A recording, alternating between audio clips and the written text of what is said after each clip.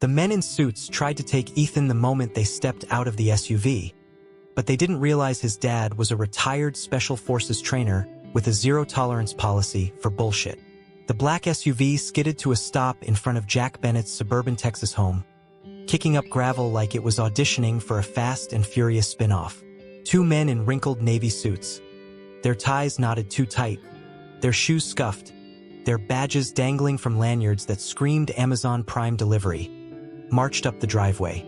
Jack, a 47-year-old single dad with biceps that could crack walnuts, paused mid-sentence in his bike-riding lesson with 12-year-old Ethan. "Mr. Bennett?" the taller man barked, flashing a laminated card with a blurry HOA logo. "Your son violated Community Bylaw 12.7, unauthorized sidewalk cycling. We're here to escort him to a disciplinary hearing." Ethan froze, his grip tightening on the handlebars, eyes wide with confusion and fear. The 12-year-old had already faced enough challenges adjusting to life without his mom. These strangers in suits were the last thing he needed. Jack's jaw twitched as he stepped protectively closer to his son. He'd memorized every line of the HOA's 80-page rulebook after a literal fistfight over lawn gnomes last summer, a battle that had made Ethan both proud and embarrassed of his dad's stubbornness. There was no bylaw 12.7. "Funny," Jack said, stepping between Ethan and the men. "I don't recall voting for you at the last HOA meeting. Who's your president?" The men exchanged glances. "That's confidential," the shorter one stammered. "Confidential," Jack snorted.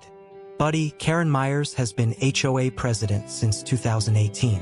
She puts her face on Christmas light violation notices. Try again." The taller man pulled out a crumpled citation from his pocket. "Sign this, pay the $500 fine, and we'll drop the matter. Refuse, and we take the kid."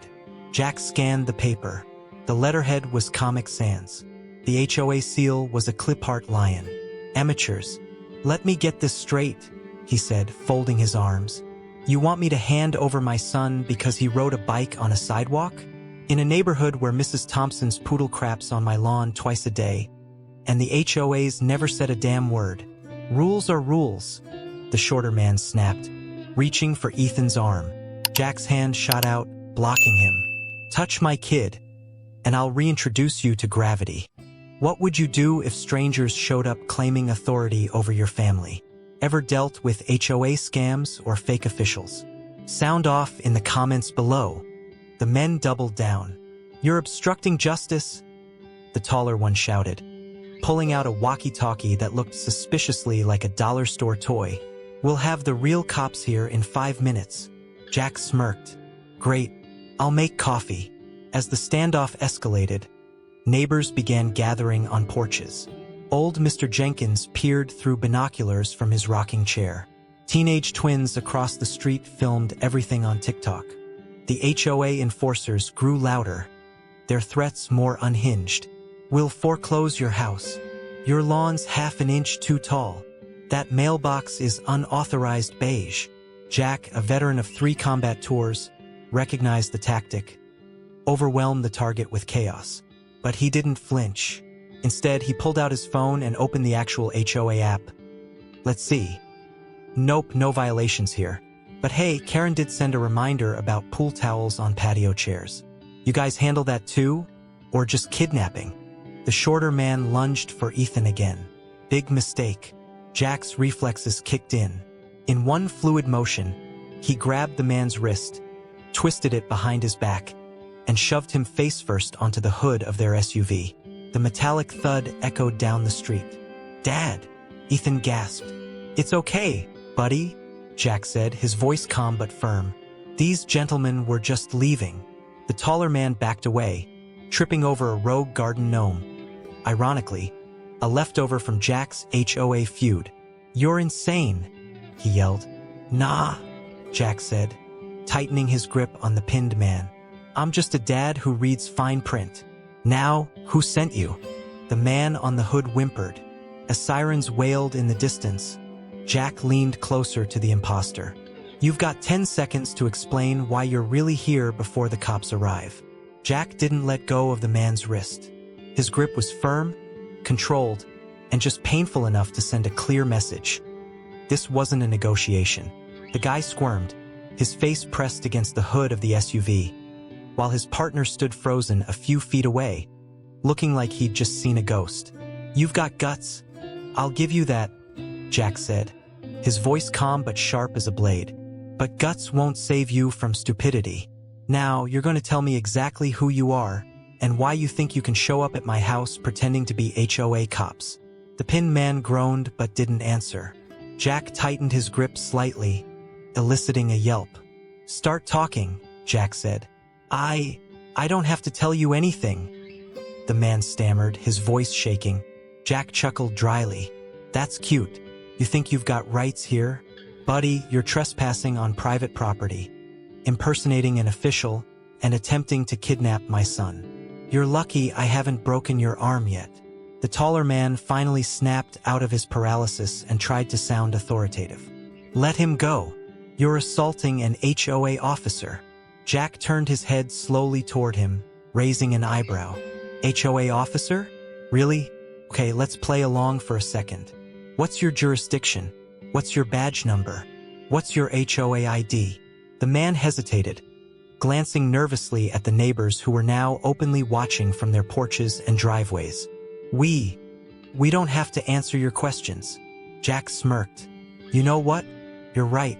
You don't have to answer me." He looked over at Ethan, who was standing nearby with wide eyes and holding his phone tightly in his hands. "Ethan, call Karen Myers.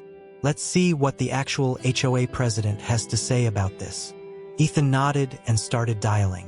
The taller man panicked and lunged toward Ethan, trying to grab the phone out of his hand. But Jack was faster. He released the pinned man just long enough to step in front of Ethan and block the taller guy's advance with a swift shove to the chest that sent him stumbling backward onto the lawn. "Strike two," Jack said calmly. "You really don't know when to quit, do you?" The pinned man tried to use the distraction to make a break for it, but Jack was ready for that too. In one fluid motion, he grabbed the guy by the collar and yanked him back toward the SUV, slamming him against the side door this time instead of the hood. "Where do you think you're going?" Jack asked with mock curiosity. "You haven't finished explaining yourself yet." The man whimpered but still refused to talk. His partner was now pacing nervously on the lawn, clearly weighing whether he should run or try something stupid again. Jack decided it was time to turn up the pressure. "You know," Jack said conversationally as he adjusted his grip on the pinned man's collar, "I spent 20 years training soldiers how to handle situations like this. How to spot liars, how to disarm threats, how to make people talk when they don't want to." He leaned in closer so only the man could hear him clearly. "And trust me when I say I'm very good at what I do." The man's breathing grew heavier as sweat dripped down his forehead onto the SUV door. Finally, he cracked under the weight of Jack's words and presence. Okay, we're not with the HOA," he blurted out desperately. Jack raised an eyebrow again but didn't loosen his grip. "Go on." We were hired," the man continued frantically. "Some guy paid us to come here and scare people into paying fake fines. He gave us these fake badges and told us what to say." Jack tilted his head slightly as if considering this information carefully before responding. "Hired by who?" "I don't know," the man cried out desperately. "He didn't give us his name. He just said he'd pay us $500 each if we could collect fines from at least 3 houses today." Jack sighed deeply and shook his head in disappointment before finally releasing his grip on the man's collar and stepping back slightly, but not far enough for him to think about running again. "You're telling me," Jack said slowly as he crossed his arms over his chest, "that you thought it was a good idea to impersonate HOA officials in broad daylight in a neighborhood full of retired cops and military veterans? And your plan was what? To intimidate people into handing over cash without asking questions." He let out a short laugh that wasn't entirely friendly. The taller man finally found his voice again and tried once more to salvage their crumbling facade of authority. We didn't know you'd be so hostile." Jack turned toward him with an incredulous look on his face. "Hostile? You tried to take my kid. What did you expect? Cookies and lemonade." The shorter man slumped against the SUV door in defeat while his partner stood awkwardly on the lawn. clearly out of ideas. At that moment, Ethan walked over cautiously, holding up his phone screen for Jack to see. Karen Myers was on speakerphone. "Hi, Karen," Jack said cheerfully into the phone, as if nothing unusual was happening around him despite half the neighborhood now watching intently from their porches and driveways. "Hi, Jack," Karen replied, sounding slightly confused by his tone, given how urgently Ethan had explained things when he called her earlier. "Quick question for you," Jack continued casually while keeping one eye on both men, just in case they tried anything stupid again. "Does our HOA have any bylaws about kids riding bikes on sidewalks?"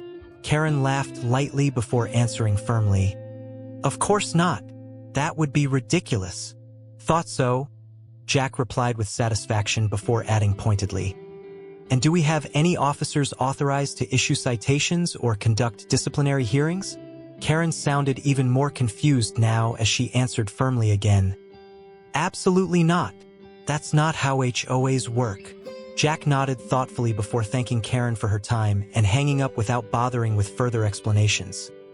He knew she'd hear all about this incident soon enough anyway once word spread through their tight-knit community like wildfire.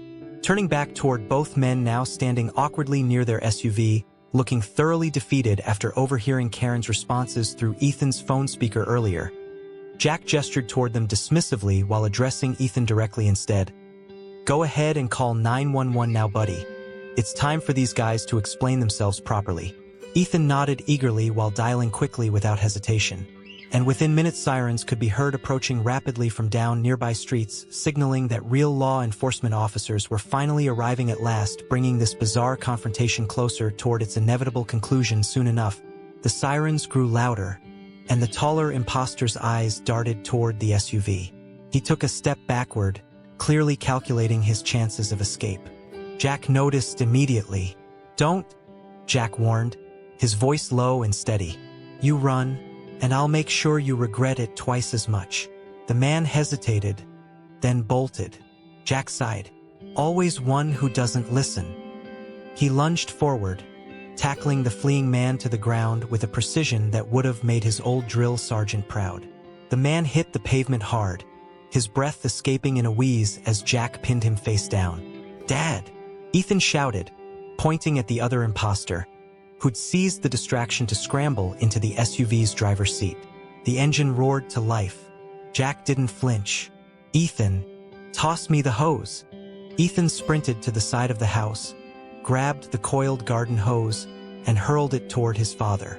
Jack caught it midair, unraveling it with a flick of his wrist. The SUV's tires screeched as it lurched forward, but not fast enough.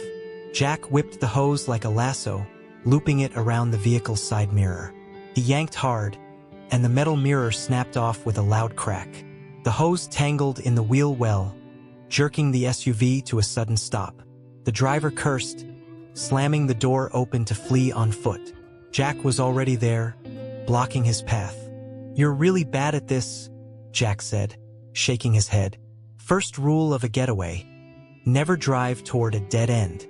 He gestured to the cul-de-sac at the end of the street. The man froze, realizing his mistake. Behind him, two police cruisers skidded to a halt, officers jumping out with hands on their holsters. "Drop to the ground. Now!" An officer barked.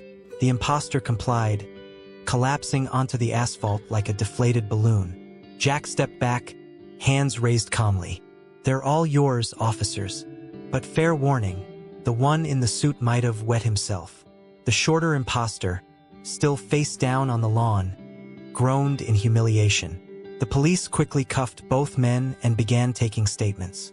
A crowd of neighbors had gathered now, phones out, eager to share their footage of the confrontation. Mrs. Thompson, the poodle owner, waved her phone triumphantly. "I got the whole thing, even when she pointed at Jack, "did that spinny move with the hose. You should have seen it, officers." One of the cops, a grizzled sergeant with a salt and pepper mustache, turned to Jack. "You're former military, aren't you?" "Special Forces," Jack said. "Retired." The sergeant nodded, a hint of a smile under his mustache. "Figured. Most folks would have panicked. You handled it creatively." Jack shrugged. "Just protecting my kid." The sergeant glanced at Ethan, who was now recounting the ordeal to a group of wide-eyed teenagers. Smart move, having him call the real HOA president. We've had 3 other reports this month about these clowns targeting neighborhoods. They'd flash fake badges, threaten fines, even evict people if they didn't pay up. Jack's jaw tightened. They tried to take my son. We know, the sergeant said, his tone turning serious. We found a list in their car addresses, family names, even school pickup schedules. They were preying on households with kids. A cold fury settled in Jack's chest, but he kept his voice steady. Who's behind it? The sergeant lowered his voice. Some scam ring operating out of a rented office downtown. They've been forging HOA documents, impersonating officials, the works. We've been tracking them, but these 2 idiots just handed us a breakthrough. As the cops loaded the imposters into a squad car, the taller one glared at Jack through the window. This isn't over. Jack leaned close to the glass, his expression icy. Oh, it's over. You're facing felony impersonation, attempted kidnapping, and extortion. Let's see how you handle real prison rules. The man paled and looked away. Back on the lawn, the sergeant handed Jack a business card. We'll need you and Ethan to come down to the station tomorrow to file a formal report. Bring any evidence you have, those fake citations, recordings, whatever. Jack nodded. Will do. As the police cars pulled away, the neighborhood erupted into applause. Mr. Jenkins, the binoculars-toting retiree from across the street, clapped Jack on the shoulder. Hell of a show, son. Remind me never to complain about your lawn again. Jack chuckled. Appreciate it, but let's not tell Karen Myers about the hose thing. She'll bill me for the mirror. The crowd laughed, the tension dissolving into relieved chatter. Ethan tugged at Jack's sleeve. Dad, did we really just stop a crime ring? Jack ruffled his son's hair. Nah, we just took out the trash. Later, as Jack grilled burgers for dinner, Ethan sat at the patio table, replaying the day's events on his phone. This video's already got 2,000 views, Dad. The comments are all like, this guy's a legend. Jack flipped a burger, grinning. Tell them I charge for autographs. But beneath the humor, his mind lingered on the sergeant's words, school pickup schedules. These creeps hadn't just targeted homes. They'd studied routines, pinpointed vulnerabilities. Jack glanced at Ethan, laughing at a meme in the comments, and felt a familiar protectiveness surge. No one threatened his family. No one. The next morning at the police station, Jack handed over their evidence. The Comic Sans citation, screenshots of fake badges, and neighbor videos. The sergeant nodded to a TV in the corner where fake HOA cops busted by retired Special Forces dad scrolled across the screen. Dad's famous. Ethan beamed. Jack groaned. Karen's gonna fine me for unauthorized media attention. We've tracked the ringleader, the sergeant explained. Disbarred lawyer with a grudge against HOAs. Overzealous. Jack snorted. Karen once threatened to sue me over 2 shiny trash cans. The sergeant's expression turned serious. Most people pay up out of fear. You did good. Jack's smile faded. They threatened my son. There's no price tag on that. As they left, Ethan chattered about the news segment, but Jack's thoughts were sharper. He'd always known the world had shadows, but today, he'd reminded them. Light fights back, even when that light wears a dad bod and wields a garden hose. The police station buzzed with activity as Jack and Ethan sat in a small conference room, waiting for the sergeant to return. The walls were lined with faded posters about neighborhood safety and scam awareness. Ironic, considering the situation. Ethan fidgeted with his phone, scrolling through comments on the video that had gone viral overnight. Jack, meanwhile, leaned back in his chair, arms crossed, replaying the events of the previous day in his mind. The door creaked open, and Sergeant Miller stepped in, holding a thick manila folder. He dropped it onto the table with a heavy thud and pulled up a chair across from Jack. Well, Miller began, you've kicked over quite the hornet's nest. Jack raised an eyebrow. That bad? Miller opened the folder, revealing pages of documents, mugshots, and what looked like a flowchart of connections. Worse than we thought. Those two guys you caught? They're small fish in a much bigger pond. Turns out this isn't just a local scam. It's part of a coordinated operation targeting neighborhoods across 3 states. Ethan's eyes widened. 3 states? Miller nodded grimly. Yep, they've been hitting affluent suburbs with active HOAs. Places where people are used to getting fined for things like leaving their trash cans out too long or having the wrong shade of mulch. It's the perfect cover because most folks assume it's just another HOA overreach. He tapped one of the mugshots. This guy here, Paul Redding, is their ringleader. Disbarred lawyer, as I mentioned before. He's been running this operation for years under different aliases. Jack leaned forward, his expression hardening. And what about those lists they had? The addresses, the school schedules? Miller sighed and rubbed his temples. That's where it gets even uglier. They weren't just after money, they were looking for leverage. Families with kids were prime targets because they figured parents would pay up faster if they felt their children were at risk. He paused, letting the weight of that statement sink in before continuing. We found similar lists in other neighborhoods they hit. Detailed notes about who lived where, when they'd be home, even which houses had security cameras. Jack's fists clenched under the table. So what happens now? We've already issued warrants for Redding and his associates, Miller said, then hesitated before sliding a newspaper clipping across the table. This might explain his vendetta. Jack picked up the yellowed article from 5 years ago. Local attorney loses home after HOA foreclosure. Redding fought an HOA over medical accommodations for his disabled daughter, Miller explained. Lost everything, his home, his practice, eventually his family. Instead of rebuilding, he twisted that pain into this scheme. Started targeting families with children specifically. Miller leaned forward. Your quick thinking, and that video your neighbors recorded, gave us enough evidence to shut this whole operation down. He offered a faint smile. You didn't just protect your own family. You might have saved dozens of others from falling victim to a man who turned his personal tragedy into everyone else's nightmare. Ethan beamed with pride, but Jack wasn't ready to celebrate just yet. What about those 2 guys? The ones I caught. They're cooperating, Miller replied. Turns out they're not exactly criminal masterminds. Just a couple of desperate idiots who got roped into this for quick cash. They're spilling everything they know to cut a deal. Jack shook his head in disbelief. Unbelievable. All this over a few $100. It's never just about the money, Miller said quietly. It's about control. Making people feel powerless so they'll do whatever you want. He closed the folder and stood up. But thanks to you, they picked the wrong neighborhood this time. Later that afternoon, Jack and Ethan returned home to find their driveway crowded with neighbors holding balloons and homemade signs that read things like Neighborhood Hero and HOA Avenger. Mrs. Thompson handed Jack a plate of cookies shaped like garden hoses while Mr. Jenkins raised a glass of lemonade in salute from his rocking chair across the street. Looks like you're famous, Ethan teased as they made their way through the crowd toward the front door. Jack rolled his eyes but couldn't help smiling at the outpouring of support from his community. A stark contrast to the usual passive-aggressive notes about lawn maintenance or holiday decorations being taken down too late. For once, it felt like everyone was on the same team. Inside, Jack set down his keys and headed straight for his laptop. He logged into the HOA portal and started drafting an email to Karen Myers. Karen, given recent events in our neighborhood, I propose we implement stricter verification protocols for anyone claiming to represent the HOA or enforce its rules.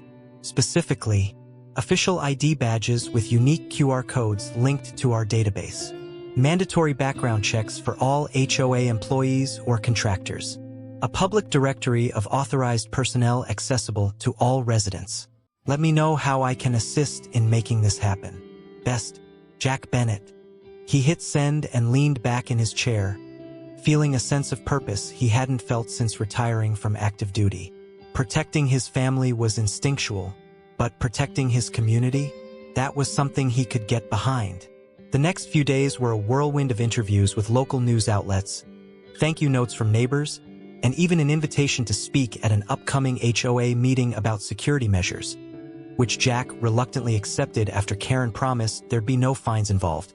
Ethan basked in the attention at school, proudly telling anyone who'd listen that his dad had taken down 2 criminals with nothing but a garden hose.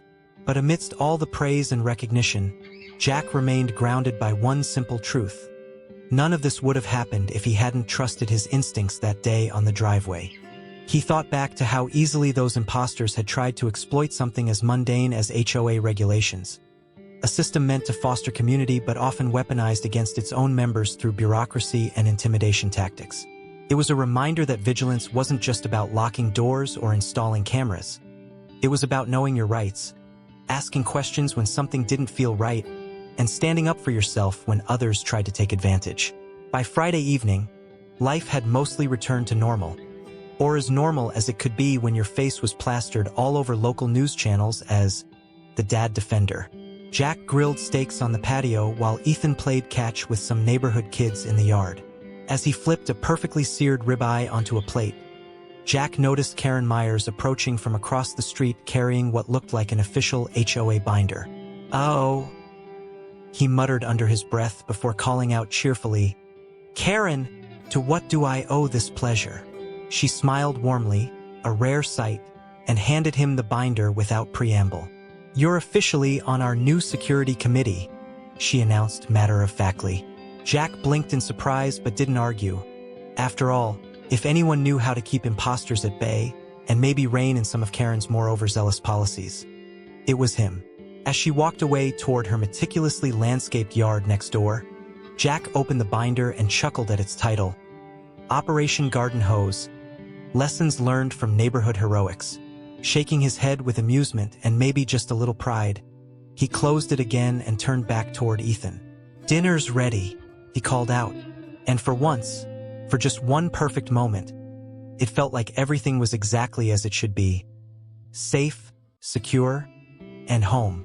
The barbecue was in full swing. Jack stood at the grill, flipping burgers and hot dogs with the precision of a man who had spent years mastering detail-oriented tasks.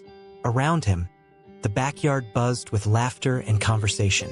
Neighbors had gathered to celebrate the end of the bizarre HOA imposter saga, and for once, it felt like the community was united. Not over petty disputes about lawn height or mailbox colors, but over something real. Ethan darted between clusters of adults, proudly recounting the story to anyone who'd listen. "And then my dad grabbed the hose, like whip, and stopped the car. You should have seen it." Jack chuckled as he heard Ethan's dramatic retelling for the 5th time that evening. He turned to Mr. Jenkins, who was nursing a lemonade and leaning against the fence. "Kids," Jack said with a grin, "they'll turn anything into a superhero story." Mr. Jenkins tipped his glass toward Jack.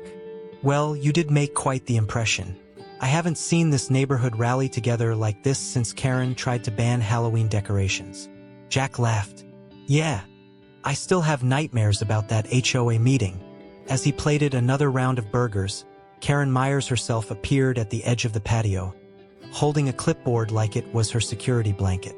She waved politely before approaching Jack with her signature no-nonsense expression. "Jack," she said, "I wanted to thank you again for everything you've done for this community." Jack raised an eyebrow. "You mean for saving it from fake HOA cops? Or for not charging you for that garden hose cameo?" Karen smirked, a rare sight, and handed him a neatly typed document from her clipboard.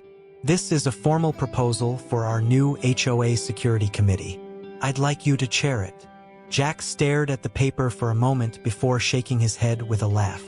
"Karen, I'm not sure I'm cut out for HOA politics."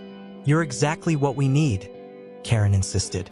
"Someone who knows how to handle threats and isn't afraid to stand up for what's right." Jack sighed but took the document anyway.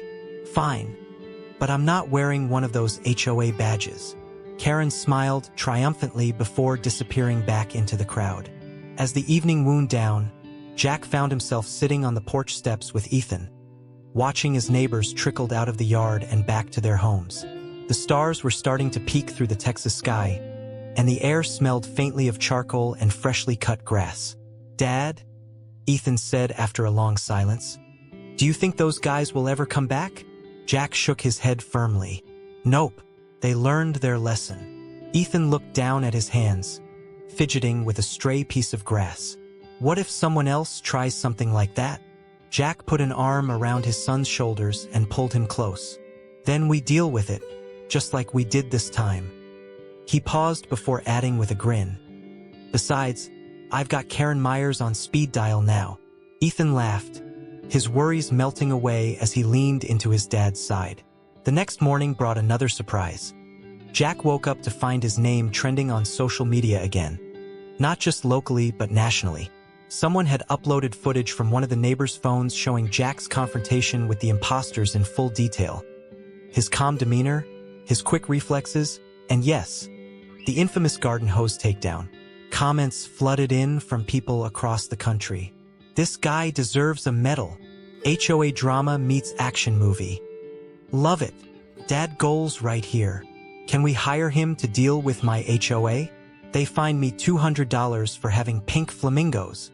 Jack groaned as he scrolled through the posts over breakfast.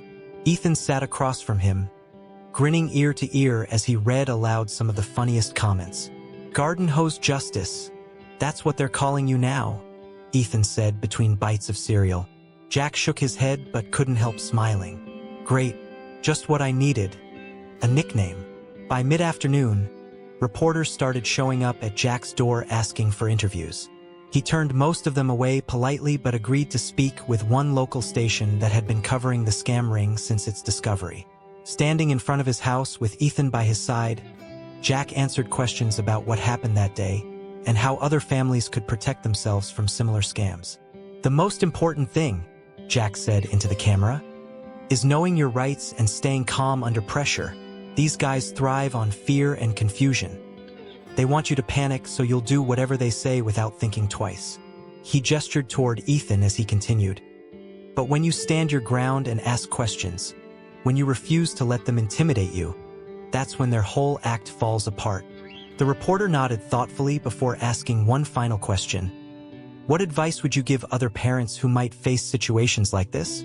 Jack looked directly into the camera and said firmly, trust your instincts, and always keep a garden hose nearby. Ethan burst out laughing while the reporter tried unsuccessfully to suppress a smile.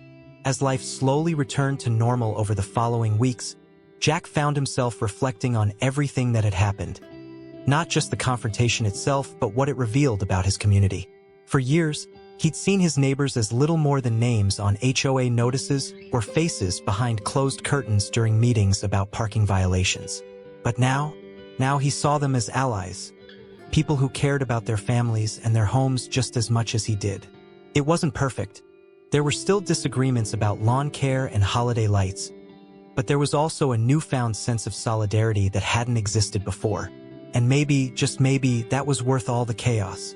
As Jack sat in his backyard one evening watching Ethan practice free throws in their driveway basketball hoop, he felt an overwhelming sense of gratitude. Not just for his family, but for everything they'd built together in this little corner of Texas. Because at the end of the day, that's what mattered most. Protecting what you love, and never backing down when someone tries to take it away. Thank you so much for watching. If you enjoyed this story about standing up for your family and serving justice with humor along the way, don't forget to hit that like button. Share this video with your friends who've ever dealt with HOA drama, or just love hearing about scammers getting what they deserve. And hey, don't forget to subscribe and click that notification bell so you never miss more stories like this.